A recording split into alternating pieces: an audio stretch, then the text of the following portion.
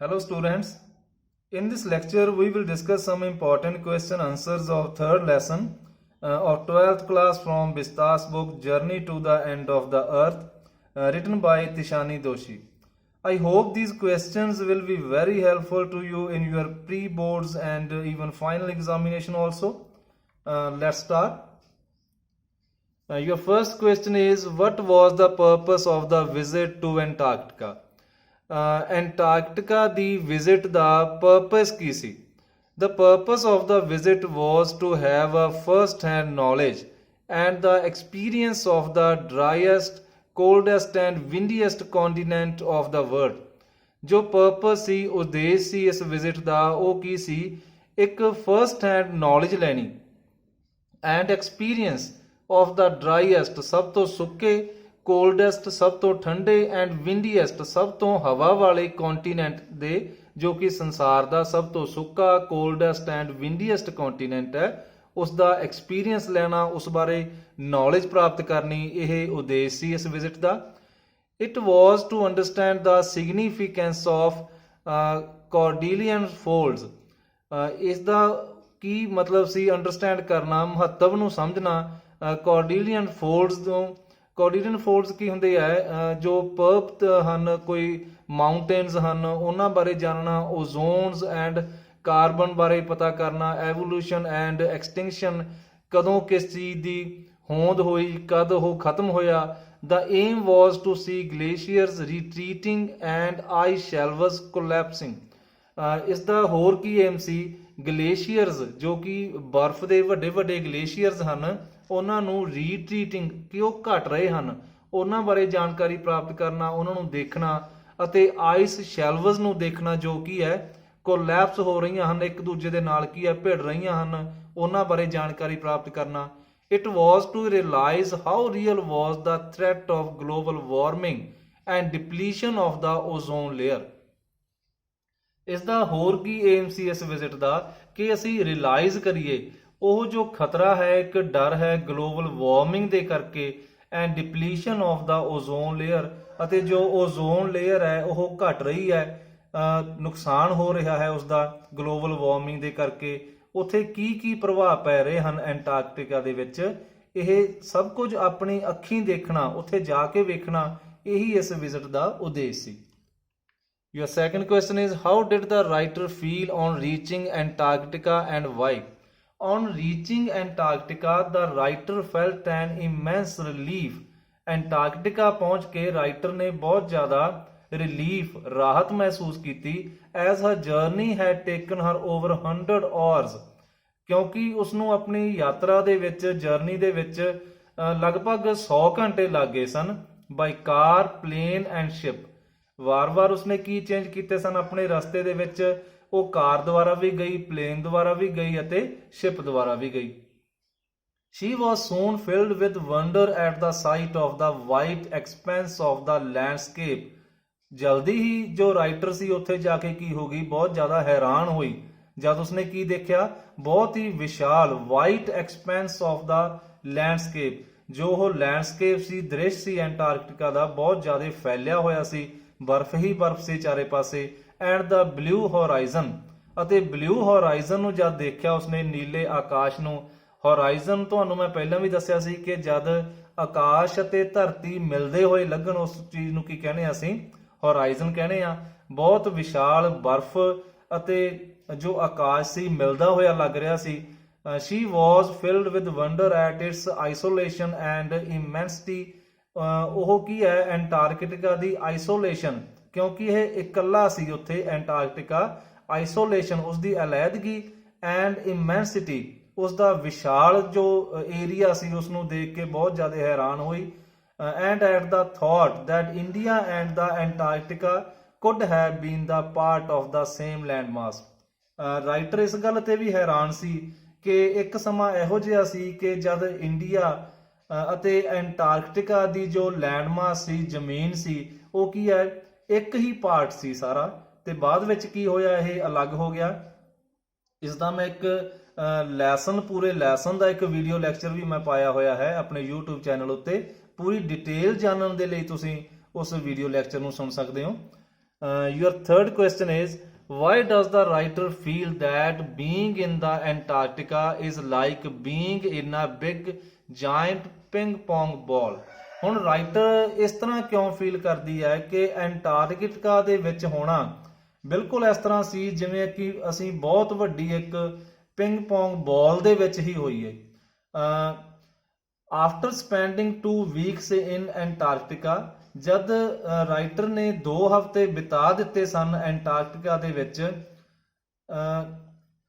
the writer felt that she was in a big giant ping pong ball, devoid any marker like trees, billboards, buildings। ਤਾਂ writer ਨੇ ਕੀ feel ਕੀਤਾ ਕਿ ਉਹ ਜਿਵੇਂ ਇੱਕ ਬਹੁਤ ਵੱਡੀ ਪਿੰਗ ਪੋਂਗ ਬਾਲ ਦੇ ਵਿੱਚ ਹੀ ਹੋਵੇ, ਜਿੱਥੇ ਕੋਈ ਵੀ ਨਾਮੋ ਨਿਸ਼ਾਨ ਨਹੀਂ ਸੀ, ਕੋਈ ਟਰੀਜ਼ ਦਾ, ਕੋਈ ਬਿਲ ਬੋਰਡਸ, ਜਿਸ ਤਰ੍ਹਾਂ ਐਡਵਰਟੀਜ਼ਮੈਂਟ ਬੋਰਡਸ ਹੁੰਦੇ ਆ, ਕੁਝ ਵੀ ਨਹੀਂ ਸੀ ਉੱਥੇ, ਕੋਈ ਬਿਲਡਿੰਗ ਨਹੀਂ ਸੀ। She lost all sense of earthly perspective, ਉਹ ਪੂਰੀ ਤਰ੍ਹਾਂ ਕੀ ਹੈ ਉੱਥੇ ਅਰਥਲੀ ਸੈਂਸ ਗਵਾ ਚੁੱਕੀ ਸੀ ਉਹ, ਕਿਉਂਕਿ ਕੁਝ ਵੀ ਉੱਥੇ ਧਰਤੀ ਵਰਗਾ ਲੱਗਦਾ ਹੀ ਨਹੀਂ ਸੀ। And days seems to go on endlessly in the surreal astral light, ਅਤੇ ਦਿਨ ਕਿਸ ਤਰ੍ਹਾਂ ਬੀਤੇ ਜਾ ਰਹੇ ਸਨ, ਬਿਲਕੁਲ ਰੋਸ਼ਨੀ ਸੀ। ਸਰੀਅਲ ਕੀ ਹੁੰਦਾ ਹੈ, ਕੰਟੀਨਿਊ, ਜੋ ਲਗਾਤਾਰ ਕੀ ਹੈ ਉੱਥੇ ਰੋਸ਼ਨੀ ਹੀ ਰੋਸ਼ਨੀ ਚੱਲ ਰਹੀ ਸੀ। ਅਸਟਰਲ ਲਾਈਟ ਕੀ ਹੈ, ਜਿਸ ਤਰ੍ਹਾਂ ਕੋਈ ਆਸਟ੍ਰੇਲੀਆ ਦੀ ਗਰਮੀ ਜੀ ਹੁੰਦੀ ਹੈ ਨਾ, ਕਿ ਇੱਕ ਸਫੇਦ ਧੁੱਪ ਉੱਥੇ ਪੈਂਦੀ ਹੈ, ਪੂਰੀ ਤਰ੍ਹਾਂ ਚਮਕਦਾਰ ਧੁੱਪ, ਐਸੇ ਤਰ੍ਹਾਂ ਹੀ ਕੀ ਹੈ ਇੱਥੇ ਐਂਟਾਰਕਟਿਕਾ ਦੇ ਵਿੱਚ ਵੀ ਮਾਹੌਲ ਕਿਹੋ ਜਿਹਾ ਸੀ, ਲਗਾਤਾਰ ਦਿਨ ਹੀ ਚੱਲ ਰਿਹਾ ਸੀ। ਜਿਵੇਂ ਕੀ ਹੈ ਸਰਦੀਆਂ ਦੇ ਵਿੱਚ, ਮੈਂ ਲੈਸਨ ਦੇ ਵਿੱਚ ਵੀ ਇਹ ਜ਼ਿਕਰ ਕੀਤਾ ਸੀ ਕਿ 5-6 ਮਹੀਨੇ ਸਰਦੀਆਂ ਦੇ ਵਿੱਚ ਉੱਥੇ ਕੀ ਹੈ ਰਾਤ ਹੀ ਰਹਿੰਦੀ ਹੈ, ਅਤੇ ਗਰਮੀਆਂ ਦੇ ਜੋ 5-6 ਮਹੀਨੇ ਹੁੰਦੇ ਆ ਉਦੋਂ ਕੀ ਹੈ ਦਿਨ ਹੀ ਰਹਿੰਦਾ ਹੈ। The silence was interrupted only by an avalanche or a calving ice sheets। ਪੂਰੀ ਤਰ੍ਹਾਂ ਸਾਇਲੈਂਸ ਸੀ ਉੱਥੇ, ਅਤੇ ਇਹ ਸਾਇਲੈਂਸ ਕਿਤੇ ਕਿਤੇ ਇੰਟਰਪਟਡ ਕਦ ਹੁੰਦੀ, ਭੰਗ ਕਿਵੇਂ ਹੁੰਦੀ, ਜਦ ਕੋਈ ਐਵਲਾਂਚ, ਕੋਈ ਪੱਥਰ ਵਗੈਰਾ ਕਿਸੇ ਚੋਟੀ ਤੋਂ ਸਰਕ ਜਾਂਦਾ, ਜਾਂ ਕੋਈ ਆਈਸ ਸ਼ੀਟਸ ਵਗੈਰਾ ਕੀ ਹੈ ਇੱਕ ਦੂਜੇ ਨਾਲ ਭਿੜ ਜਾਂਦੀਆਂ, ਤਦ ਕੋਈ ਕੀ ਹੈ ਇਹ ਥੋੜੀ ਜਿਹੀ ਇੰਟਰਪਟ ਹੁੰਦੀ, ਜੋ ਉੱਥੇ ਪੂਰੀ ਤਰ੍ਹਾਂ silence C. Your fourth question is, what is the most hotly contested environmental debates of our times? ਸਾਡੇ ਸਮੇਂ ਦਾ ਸਭ ਤੋਂ ਜ਼ਿਆਦਾ ਜੋ ਹੌਟਲੀ ਕੰਟੈਸਟਡ ਇਨਵਾਇਰਨਮੈਂਟਲ ਡਿਬੇਟ ਦੇ ਬਾਰੇ, ਇਨਵਾਇਰਨਮੈਂਟ ਦੇ ਬਾਰੇ ਕਿਸ ਵਿਸ਼ੇ ਉੱਤੇ ਡਿਬੇਟ ਜ਼ਿਆਦਾ ਕੀਤੀ ਜਾਂਦੀ ਹੈ ਸਾਡੇ ਸਮੇਂ ਦੇ ਵਿੱਚ। Why is Antarctica crucial element in this debate, ਅਤੇ ਐਂਟਾਰਕਟਿਕਾ ਦਾ ਹੀ ਕਿਉਂ ਜ਼ਿਆਦਾ ਜ਼ਿਕਰ ਆਉਂਦਾ ਹੈ ਇਸ ਡਿਬੇਟ ਦੇ ਵਿੱਚ। Climate change is very prominent in the most environmental debates. ਜਦ ਵੀ ਕੋਈ ਐਨਵਾਇਰਨਮੈਂਟ ਬਾਰੇ ਕੋਈ ਡਿਬੇਟਸ ਕੀਤੀਆਂ ਜਾਂਦੀਆਂ ਹਨ, ਤਾਂ ਉਸ ਵਿੱਚ ਜੋ ਕਲਾਈਮੇਟ ਚੇਂਜ ਹੈ ਇਹ ਬਹੁਤ ਪ੍ਰੋਮੀਨੈਂਟ ਹੁੰਦਾ ਹੈ ਕਿ ਕਲਾਈਮੇਟ ਸਾਡਾ ਕਿਸ ਤਰ੍ਹਾਂ ਚੇਂਜ ਹੋ ਰਿਹਾ ਹੈ। The Antarctica is the centre of the debates. Antarctica ਕੀ ਹੈ, ਉਸ ਡਿਬੇਟ ਦਾ ਇੱਕ ਸੈਂਟਰ ਹੁੰਦਾ ਹੈ, ਉਸ ਬਾਰੇ ਜ਼ਿਆਦਾ ਗੱਲ ਕੀਤੀ ਜਾਂਦੀ ਹੈ। As it is the only place in the world that has never sustained a human population, ਕਿਉਂਕਿ ਇਹ ਇੱਕੋ ਇੱਕ ਜਗ੍ਹਾ ਹੈ ਜਿੱਥੇ ਹਿਊਮਨ ਪੋਪੂਲੇਸ਼ਨ ਨਹੀਂ ਹੈ, and is therefore pure in this respect, ਅਤੇ ਇਸ ਲਈ ਇਹ ਕੀ ਹੈ ਬਿਲਕੁਲ ਪਿਓਰ ਹੈ, ਸ਼ੁੱਧ ਜਗ੍ਹਾ ਹੈ। but more importantly because it holds in its ice cores 500,000 year old carbon records. ਪਰ ਜ਼ਿਆਦਾ ਮਹੱਤਵਪੂਰਨ ਗੱਲ ਕੀ ਹੈ ਐਂਟਾਰਕਟਿਕਾ ਦੇ ਬਾਰੇ, ਕਿਉਂਕਿ ਇਸ ਦੀਆਂ ਜੋ ਆਈਸ ਕੋਰਸ ਹਨ ਇਹਨਾਂ ਦੇ ਵਿੱਚ 500,000 ਈਅਰ 올ਡ ਕੀ ਹੈ ਕਾਰਬਨ ਰਿਕਾਰਡਸ ਦੱਬੇ ਹੋਏ ਹਨ, ਟ੍ਰੈਪਡ ਇਨ ਦਾ ਲੇਅਰਸ ਆਫ ਆਈਸ। ਜੋ ਬਰਫ਼ ਦੀਆਂ ਲੇਅਰਸ ਹਨ ਉਹਨਾਂ ਦੇ ਵਿੱਚ 500,000 ਜੋ ਪੁਰਾਣੇ ਕਾਰਬਨ ਰਿਕਾਰਡਸ ਹਨ ਉਹ ਦਫਨ ਹਨ। Your next question is, what is the objective of students on ICE program? ਜੋ students on ICE program ਹੈ ਉਸ ਦਾ ਕੀ objective ਹੈ? ਕਲੀਅਰ, ਜਿਸ ਤਰ੍ਹਾਂ ਆਪਾਂ ਇਸ ਲੈਸਨ ਦੇ ਵਿੱਚ ਪੜ੍ਹਿਆ ਹੈ ਕਿ students on ICE program ਜੋ ਹੈ ਉਸ ਦਾ ਕੀ objective ਹੈ, how did it mean to achieve its objective? ਇਸਨੇ ਕਿਵੇਂ ਆਪਣੇ objective achieve ਕੀਤੇ? The objective of students on ICE program was to provide them with inspiring educational opportunities and a respect for the planet. ਜੋ students on ICE program ਸੀ, ਜਿਸ ਤਰ੍ਹਾਂ ਸਾਨੂੰ ਪਤਾ ਹੀ ਹੈ ਕਿ students ਨੂੰ, teenagers ਨੂੰ ਕੀ ਹੈ ਐਂਟਾਰਕਟਿਕਾ ਲਿਜਾਇਆ ਗਿਆ। ਇਹ ਪ੍ਰੋਗਰਾਮ ਦਾ ਏਮ ਕੀ ਸੀ, ਉਹਨਾਂ ਸਟੂਡੈਂਟਸ ਨੂੰ ਕੀ ਹੈ ਇੱਕ ਪ੍ਰੇਰਿਤ ਕਰਨ ਵਾਲੀ ਐਜੂਕੇਸ਼ਨ ਦੇਣਾ, ਇਨਸਪਾਇਰਿੰਗ ਐਜੂਕੇਸ਼ਨਲ ਓਪਰਚੁਨਿਟੀਜ਼ ਦੇਣਾ, ਕੋਈ ਮੌਕੇ ਪ੍ਰਦਾਨ ਕਰਨਾ ਤਾਂ ਕਿ ਉਹ ਕੀ ਹੈ ਐਂਟਾਰਕਟਿਕਾ ਬਾਰੇ ਜਾਣ ਸਕਣ, ਉਸ ਦੀ ਅੱਜ ਹਾਲਤ ਕੀ ਹੈ ਐਂਟਾਰਕਟਿਕਾ ਦੀ ਉਸ ਦੇ ਬਾਰੇ ਜਾਣ ਸਕਣ, ਐਂਡ ਆ ਰਿਸਪੈਕਟ ਫॉर ਦਾ ਪਲੈਨਟ, ਅਤੇ ਜੋ ਇਹ ਸਾਡਾ ਪਲੈਨਟ ਹੈ ਧਰਤੀ ਹੈ ਇਸ ਦੇ ਪ੍ਰਤੀ ਕੀ ਹੈ ਉਹਨਾਂ ਦੇ ਮਨ ਵਿੱਚ ਕੁਝ ਰਿਸਪੈਕਟ ਪੈਦਾ ਹੋਵੇ ਕਿ ਅਸੀਂ ਕਿਸ ਤਰ੍ਹਾਂ ਧਰਤੀ ਨੂੰ ਬਚਾਉਣਾ ਹੈ, ਕਿ ਜੇਕਰ ਐਸੇ ਤਰ੍ਹਾਂ ਹੀ ਕੀ ਹੈ ਐਂਟਾਰਕਟਿਕਾ ਦੀ ਜੋ ਬਰਫ਼ ਹੈ ਉਹ ਪਿਘਲਦੀ ਰਹੀ ਗਲੋਬਲ ਵਾਰਮਿੰਗ ਕਰਕੇ ਤਾਂ ਉਸ ਦੇ ਨਤੀਜੇ ਕੀ ਹੈ ਬਹੁਤ ਭਿਆਨਕ ਹੋ ਸਕਦੇ ਹਨ। ਇਹਨਾਂ ਸਾਰੀਆਂ ਸਥਿਤੀਆਂ ਤੋਂ ਜਾਣੂ ਕਰਾਉਣਾ ਉਹਨਾਂ ਵਿਦਿਆਰਥੀਆਂ ਨੂੰ, ਇਹੀ ਕੀ ਸੀ ਸਟੂਡੈਂਟ ਔਨ ਆਈਸ ਪ੍ਰੋਗਰਾਮ ਦਾ ਇੱਕ ਏਮ ਸੀ। The program offers the future generation of policy makers a life-changing experience at an age when they are ready to learn, absorb and act। ਇਹ ਜੋ ਪ੍ਰੋਗਰਾਮ ਹੈ ਸਟੂਡੈਂਟ ਔਨ ਆਈਸ, ਇਸ ਦਾ ਕੀ ਇਹ offer ਕੀ ਕਰਦਾ ਸਟੂਡੈਂਟਸ ਨੂੰ, ਜੋ ਫਿਊਚਰ ਜਨਰੇਸ਼ਨ ਵਾਲੇ ਇਹ ਪਾਲਿਸੀ ਮੇਕਰਸ ਹਨ, ਇਹਨਾਂ ਨੇ ਹੀ ਪਾਲਿਸੀਜ਼ ਬਣਾਉਣੀਆਂ ਹਨ ਅੱਗੇ ਜਾ ਕੇ, ਇੱਕ ਲਾਈਫ ਚੇਂਜਿੰਗ ਐਕਸਪੀਰੀਅੰਸ ਇਹਨਾਂ ਨੂੰ ਪ੍ਰੋਵਾਈਡ ਕਰਾਉਂਦਾ ਹੈ। ਕਿਸ ਏਜ ਦੇ ਵਿੱਚ? ਇਸ ਟੀਨੇਜ ਏਜ ਦੇ ਵਿੱਚ, ਜਦ ਕਿ ਉਹ ਸਿੱਖਣ ਦੇ ਲਈ ਬਿਲਕੁਲ ਰੈਡੀ ਹਨ, ਪੂਰੀ ਤਰ੍ਹਾਂ ਉਹਨਾਂ ਗੱਲਾਂ ਨੂੰ ਅਬਜ਼ਰਵ ਕਰਨ ਦੇ ਲਈ ਅਤੇ ਐਕਟ ਕਰਨ ਦੇ ਲਈ ਕਿ ਕਿਸ ਤਰ੍ਹਾਂ ਉਹਨਾਂ ਨੇ ਇਸ ਧਰਤੀ ਨੂੰ ਬਚਾਉਣਾ ਹੈ, ਉਸ ਉੱਤੇ ਅਮਲ ਕਰਨ ਦੇ ਲਈ ਵੀ ਉਹ ਕੀ ਹੈ ਪੂਰੀ ਤਰ੍ਹਾਂ ਤਿਆਰ ਹਨ ਇਸ ਏਜ ਦੇ ਵਿੱਚ। How does the writer get across the message that one has to take care of small things as big things will fall into place? Writer ਇਸ ਮੈਸੇਜ ਉੱਤੇ ਕਿਸ ਤਰ੍ਹਾਂ ਪਹੁੰਚਦੀ ਹੈ ਕਿ ਜੇਕਰ ਛੋਟੀਆਂ-ਛੋਟੀਆਂ ਗੱਲਾਂ ਦਾ ਧਿਆਨ ਰੱਖਿਆ ਜਾਵੇ ਤਾਂ ਜੋ ਵੱਡੀਆਂ ਸਥਿਤੀਆਂ ਹਨ, ਵੱਡੀਆਂ ਚੀਜ਼ਾਂ ਹਨ, ਉਹ ਆਪਣੇ ਆਪ ਠੀਕ ਹੋ ਜਾਣਗੀਆਂ। The microscopic phytoplankton nourishes and sustains the entire southern ocean food chain। ਜੋ ਮਾਈਕਰੋਸਕੋਪਿਕ ਫਾਈਟੋਪਲੈਂਕਟਨ ਹਨ, ਫਾਈਟੋਪਲੈਂਕਟਨ ਕੀ ਹੈ ਇਹ ਬਹੁਤ ਹੀ ਛੋਟੀ ਉੱਥੇ ਘਾਹ ਹੈ ਜੋ ਫਾਈਟੋਪਲੈਂਕਟਨ ਹਨ, ਬਹੁਤ ਹੀ ਮਾਈਕਰੋਸਕੋਪਿਕ ਇਹ ਕੀ ਹਨ ਕਿ ਮਾਈਕਰੋਸਕੋਪ ਦੇ ਵਿੱਚ ਹੀ ਇਹ ਦੇਖੇ ਜਾ ਸਕਦਾ ਹੈ। Nourishes and sustain the entire southern ocean food chain, ਇਸ ਦੇ ਉੱਤੇ ਹੀ ਕੀ ਹੈ ਪੂਰੀ ਜੋ ਸਾਊਦਰਨ ਓਸ਼ੀਅਨ ਫੂਡ ਚੇਨ ਹੈ, ਸਮੁੰਦਰੀ ਜੀਵ ਜੰਤੂ ਹਨ ਐਂਟਾਰਕਟਿਕਾ ਦੇ ਵਿੱਚ ਜੋ ਉੱਥੇ ਰਹਿੰਦੇ ਹਨ, ਪਾਣੀ ਦੇ ਜੀਵ ਹਨ, ਇਸ ਫੂਡ ਚੇਨ ਇਸ ਉੱਤੇ ਹੀ ਨਿਰਭਰ ਕਰਦੇ ਹਨ, ਉਹ ਫਾਈਟੋਪਲੈਂਕਟਨ ਉੱਪਰ ਨਿਰਭਰ ਕਰਦੇ ਹਨ।